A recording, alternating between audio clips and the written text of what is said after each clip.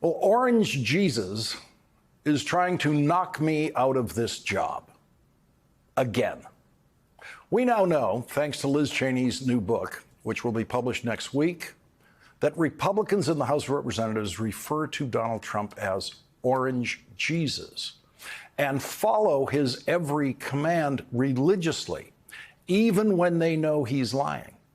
We'll hear more about that directly from Liz Cheney next Monday night when she does her first primetime interview with Rachel Maddow on the network that Donald Trump now says he wants to shut down.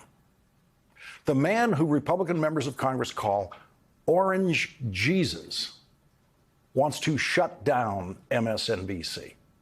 Last night at 11:13 p.m., 13 minutes after presumably watching this show, Donald Trump posted an attack not just on me this time, which he's done many times in the past, but on this entire network, saying that the government should come down hard on MSNBC. And we know what Donald Trump means by come down hard. He means completely destroy. He means violently attack the way he wanted Trump supporters to come down hard on Congress on January 6th. It is hard to think within the American political context of words more blasphemous than Orange Jesus. The Republican congressman's use of that name for Donald Trump once again proves that Republican politicians professing their Christian faith is as empty as the rest of their political rhetoric. The dictionary defines blasphemy as the act of insulting or showing contempt or lack of reverence for God, the act of claiming the attributes of a deity, irreverence towards something considered sacred or inviolable. According to Christian theology, the name Orange Jesus meets all of those definitions of blasphemy. Jesus Christ has endured countless attacks over the centuries since the crucifixion, but never in American history has an American politician slandered the founder of Christianity the way Republican members of the House of Representatives do every time they privately call Donald Trump Orange Jesus. Last night at 11:13 p.m., Donald Trump began his attack on this network this way. MSNBC uses free government-approved airwaves. I would call that a lie if I didn't think Donald Trump was too stupid to know that that is a lie. Donald Trump was born years before television came into American homes. And when it finally did arrive in his living room in Queens, New York, what he was watching in black and white in a tiny box was a broadcast coming over the airwaves from this building, as television did in those days, when there were only 3 networks. Then, when Donald Trump was 40 years old, cable television arrived in his neighborhood in New York City. Obviously, no one explained to Donald why they called it cable television. So to this day, he does not know that cable television has never been broadcast over free government-approved airwaves, which is why cable television, unlike the old broadcast networks, has never been subject to FCC jurisdiction in any way. The FCC does not have jurisdiction, does have jurisdiction over NBC, ABC, CBS, because they were founded as over-the-airwaves broadcasters and are still treated that way by the government, even though when you watch those channels at home, they are arriving on your cable system through your cable. So the man who wants to control the government and then wants the government to come down hard on MSNBC has no idea that the government has absolutely no jurisdiction over cable news networks in any way, or anything else on cable TV, which is why you get to hear all that profanity on HBO. I, for one, have always found it difficult to take threats from the stupidest man in the world seriously. I didn't take it seriously when he began attacking me and me alone in the news media in 2011, when I, and I alone in the news media, called him a liar for every word he said about President Obama's birth certificate at that time. And I did not just criticize Donald Trump. I criticized the people running the entertainment division of NBC at that time, because at what was a low point in NBC's ratings, Donald Trump had a primetime show on NBC where he pretended to fire people. And when Donald Trump publicly lied about President Obama's birth certificate, the ratings of Donald Trump's NBC show went up. How crazy do you have to be? How many lies do you have to tell about the President of the United States? How much hate do you have to promote that Donald Trump has promoted to get yourself kicked off of primetime NBC? Lawrence, that's a question I don't have the answer to. You're there in 30 Rock. Maybe you can find out faster than I can. I did not know this at the time, but Donald Trump was busy then trying to get me fired from this network, using his influence with the NBC entertainment executives who passed the word to the president of MSNBC, who completely ignored Donald Trump's attempts to fire me and didn't even mention it to me until years later. I'm still here in 30 Rock, even though in June of 2015, when I attacked Donald Trump's lying presidential campaign, Donald Trump tweeted this: "I hear that dopey political pundit Lawrence O'Donnell, one of the dumber people on television, is about to lose his show. No ratings, too bad." Well, the dopey part might be arguable, but it was then the second highest rated show on this network behind Rachel Maddow, and 8 years later, on the nights when Rachel isn't here, it's usually the highest rated show on this network. Donald Trump was still trying to get me fired in 2015 because at that time, I was still the only person in the news business calling his statements lies and calling him a liar, as I began doing in 2011 when he began lying about President Obama's birth certificate, something the New York Times did not call a lie until September of 2016, when Donald Trump was already the Republican nominee. Donald Trump's tweeted threats and insults never bothered me for many reasons, including my suspicions at the time that they were good for my ratings, which is probably why Donald Trump eventually stopped attacking me and moved on to attacking much lower rated shows on CNN. I never took seriously what Donald Trump said he was going to do as president. I knew there would be no wall built at the southern border. I knew he would never know how to pass an infrastructure bill. I knew the taxes would be cut because Republicans in Congress know how to do that, and Donald Trump just had to sign the legislation. But the concept of a Trump presidency, which I wrongly did not think was going to happen, didn't scare me, because I believed wrongly that Congress could and would completely contain the worst impulses of the most ignorant man in the history of the word president.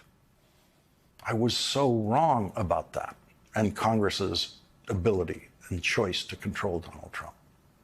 When I was getting used to Donald Trump threatening me, the whole country was getting used to Donald Trump threatening people, as he continued to do throughout his presidency and as he does now. And tonight, this country has reached the point where a former president of the United States, who is the leading Republican candidate for president, has publicly threatened to shut down a cable news network, and that is not news. If any previous president or leading presidential candidate in either party ever made such a threat, it would have been the lead story in every news organization in the country, every TV channel, every newspaper, and now it's not news. It wasn't mentioned on NBC nightly news tonight. It was not mentioned on ABC or CBS. Those three national newscasts still have, by far, the biggest audience in television news. They deliver more news to more people in this country than anything else on television, including all of cable news channels combined. And tonight, the first day in history that they had the story about a former president and the leading candidate for the Republican presidential nomination saying the government should come down hard on a cable news network, none of them mentioned that story. In fact, tonight, the 20 million people who tuned into those three news broadcast programs nationally did not hear a single mention of Donald Trump. Not one word about Donald Trump on the national news broadcasts tonight.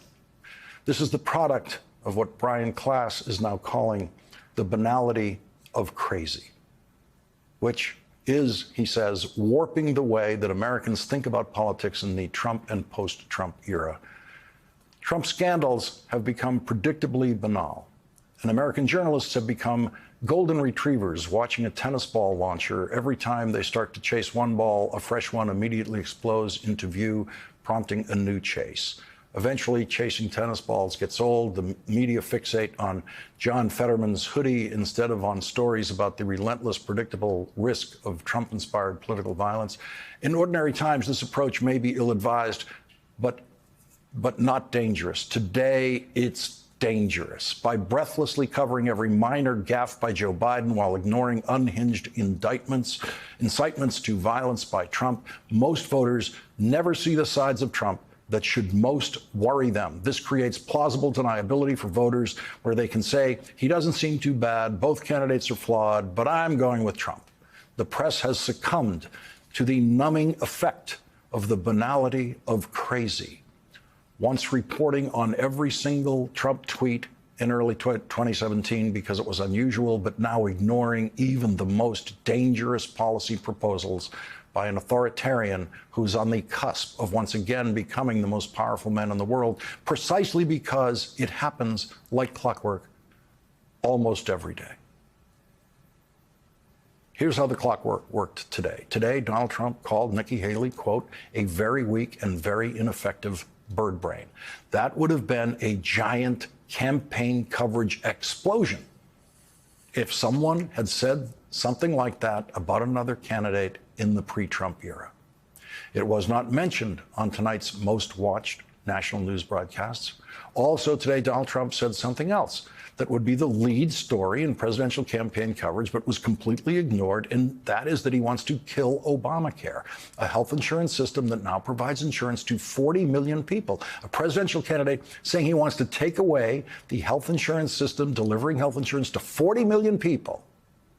That is a big deal in campaign coverage, or it was a big deal in the pre-Trump era. Now it's not news.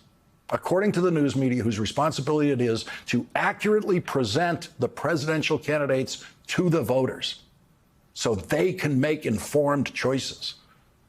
Also today, Donald Trump attacked the wife of the judge presiding over the civil fraud trial of Donald Trump and his children in Manhattan. He is the first former president in history to attack a judge presiding over his trial. That just isn't news anymore for most of the news media. Daniel Patrick Moynihan's phrase for this phenomenon was defining deviancy down. Donald Trump has defined his own deviancy down to the point where there are now no standards at all that Donald Trump can violate that can produce shocked headlines or even basic news coverage. And so the news media prefers to concentrate its headlines in the area of politics where everyone still behaves the way they always did, which is to say the Biden side of our politics. Because the news media as a group believes on some level it is their job to challenge presidential candidates. Most of them aim their challenges at the candidate who is easiest to challenge because the challenge against him is so conceptually simple. His age. Joe Biden is 36 months older than Donald Trump. And those 3 years are enough for most of the news media to decide that one and only one of the leading presidential candidates for president should drop out of the race. Brian Klaas describes the two candidates this way. One of them is a 77-year-old racist, misogynist bigot who has been found liable for rape, who incited a deadly violent insurrection aimed at overturning a democratic election, who has committed mass fraud for personal enrichment, who is facing 91 separate counts of felony criminal charges against him, and who has overtly discussed his authoritarian strategies for governing if he returns to power. The other is 80 years old, with mainstream Democratic Party views, who sometimes misspeaks or trips. There may be other reasons to criticize Joe Biden, but the main one discussed in the press is his age. One of those two candidates faces relentless newspaper columns and TV pundit takes arguing that he should drop out of the race. Spoiler alert, it's somehow not the racist, authoritarian, sexual abuse fraudster facing 91 felony charges. It's not as if you're once again living through a failure by most of the news media to comprehend and rise to the challenges of covering Donald Trump as a presidential candidate. It is that you are continuing to live through the very same failure of the news media that began 12 years ago in 2011 when Donald Trump began lying about President Obama's birth certificate. Recently, you've spent a lot of time talking about President Obama's birth certificate or lack thereof. You don't seem convinced that he has one. No, I'm not convinced that he has one. I've had very smart people say, Donald, stay on the China issue, stay on the Saudi Arabia issue, stay on the India taking our jobs and the Mexico, which is NAFTA, which cleaned out New England. Get off the birth certificate issue. Why don't you? Because you know what? 3 weeks ago when I started, I thought he was probably born in this country. And now I really have a much bigger doubt than I did before. Right now I have some real doubts. I have people that actually have been studying it and they cannot believe what they're finding. You have people now down there searching, in Hawaii? Absolutely. And they cannot believe what they're finding. That's when it started. The American news media's failure to rise to the challenge of Donald Trump started in 2011 and has never stopped. I alone at the time said then that he was lying about sending people to Hawaii to investigate the birth certificate. Trump was surely amazed that he was able to get away with that kind of lie at the time, but he quickly learned how weak TV news could be in the real-time fact-checking, and he relies on that weakness to this day. The news media is going to fail again in covering the Trump presidency. It's going to fail. Do not think you can depend on the news media to cover this campaign correctly. You are going to have to do that work yourself. You are going to have to save democracy if it's going to be saved yourself. It is going to be up to you. Expecting the news media to help you in this is like expecting the news media to help you in your New Year's resolution to get in shape sometime after New Year's Eve. They cannot do it. They don't know how. They won't. And this time, the stakes are even higher than last time.